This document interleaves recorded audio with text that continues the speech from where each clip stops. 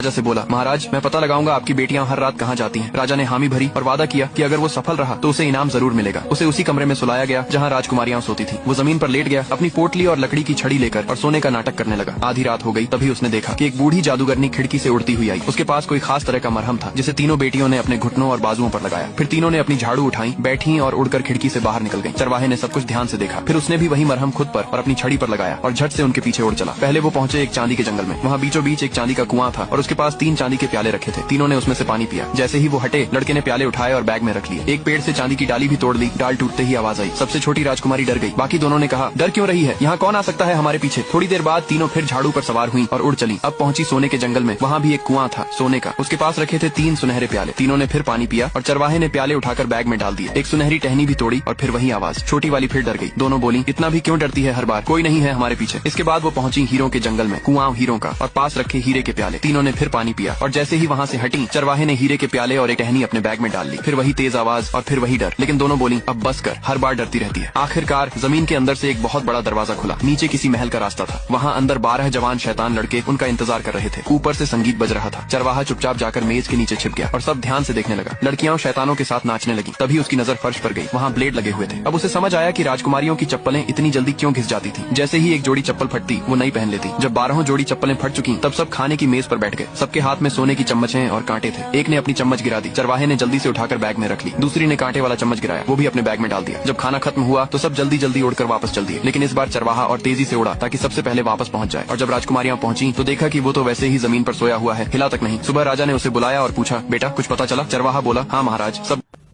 क्यों नहीं हो रही पढ़ाई? अबे यार पूरी तो देखने देता यार। अगर तुम लोगों को इसका सेकंड पार्ट देखना है तो मुझे फॉलो कर लो, मैं जल्दी से ढूंढ के लाता हूँ तुम सबके लिए।